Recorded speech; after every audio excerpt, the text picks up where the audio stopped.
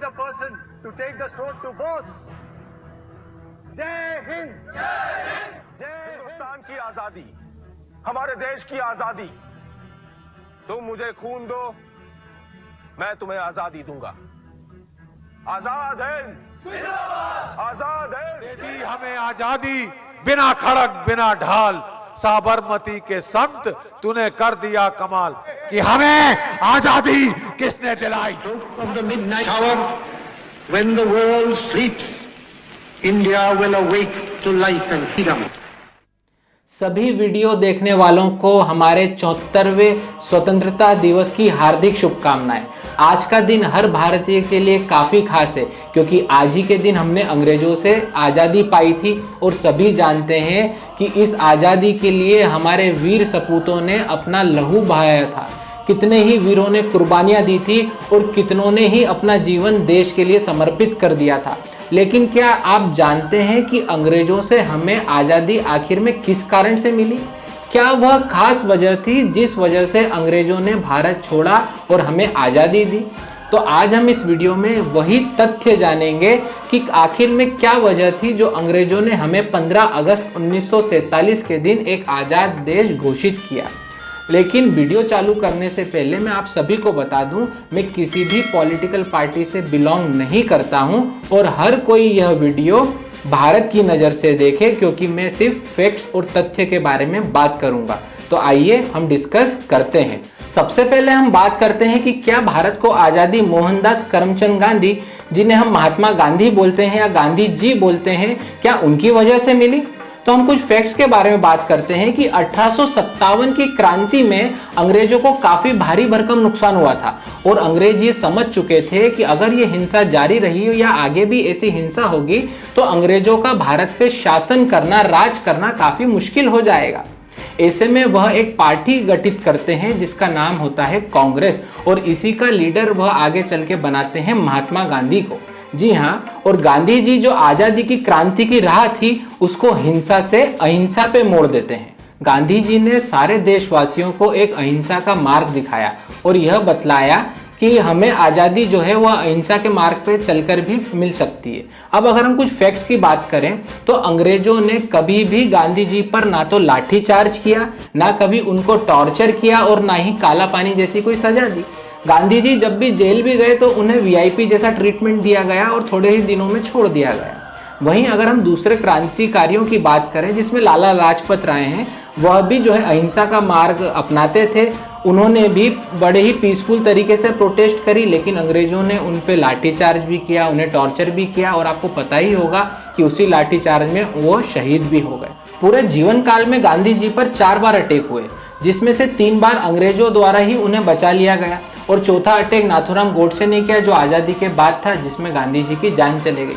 गांधी जी ने अपने जीवन काल में कई आंदोलन स्टार्ट किए, जैसे कि असहयोग आंदोलन, स्वदेशी आंदोलन, और वह हर आंदोलन जो अपनी सफलता के करीब होता था उसे एन वक्त पर वापस ले लिया करते थे, जबकि जो रीजंस होते थे वह भी कुछ खास नहीं हुआ करते थे।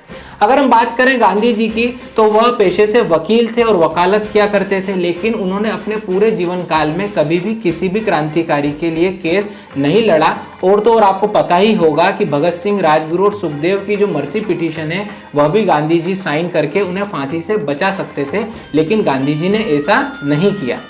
और तो और गांधी जी ने दूसरे विश्व युद्ध के दौरान ब्रिटिशर्स का साथ दिया था। जी हाँ, उन्होंने देशवासियों से यह अपील की थी कि वह ब्रिटिश सेना में ज़्यादा से ज़्यादा भर्ती हों और ब्रिटिशर्स का साथ दें।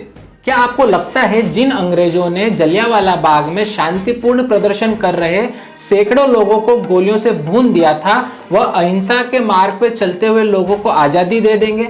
जी नहीं, ऐसा नहीं था। तो फिर आखिर में आज़ादी किसने दिलवाई?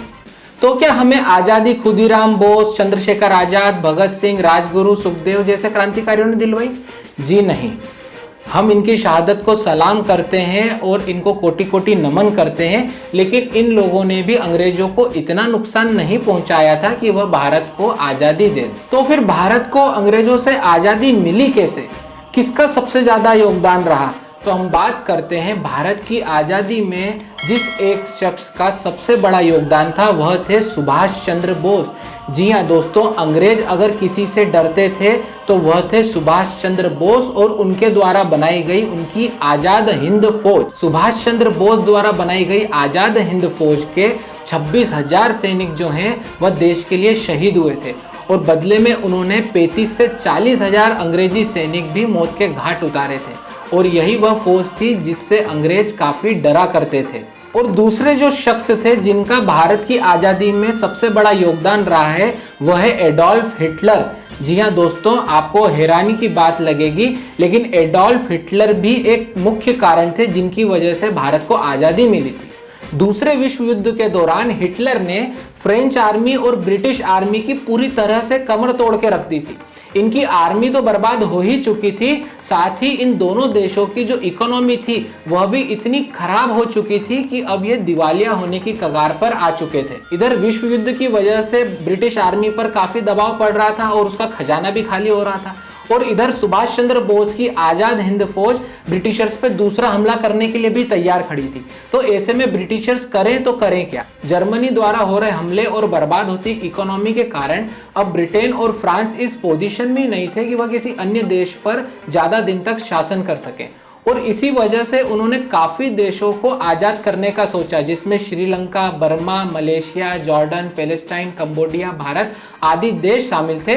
और इन सब देशों में वह देश भी शामिल थे जिसमें आजादी को लेकर कोई आंदोलन ही नहीं चल रहा था। तो अब आप ये बात तो समझ सकते हैं कि अंग्रेजों ने जो भारत को छोड़ा या दूसरे देशों को आजाद किया वह किस वजह से किया। लेकिन किस्मत ने पलटी मारी और 15 अगस्त 1945 के दिन जापान ने विश्व युद्ध में सरेंडर कर दिया।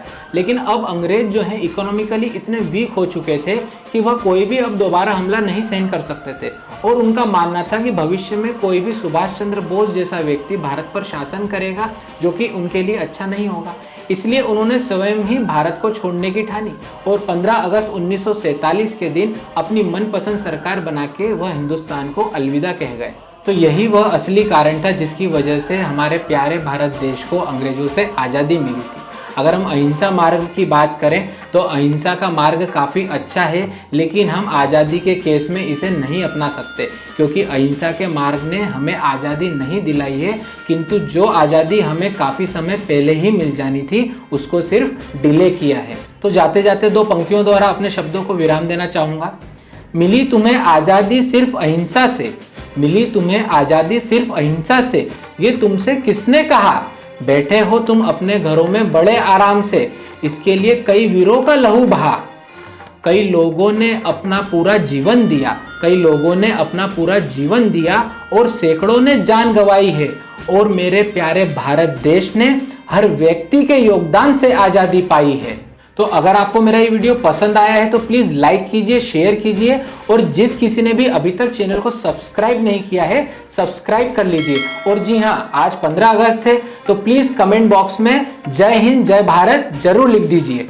जय हिंद जय भारत।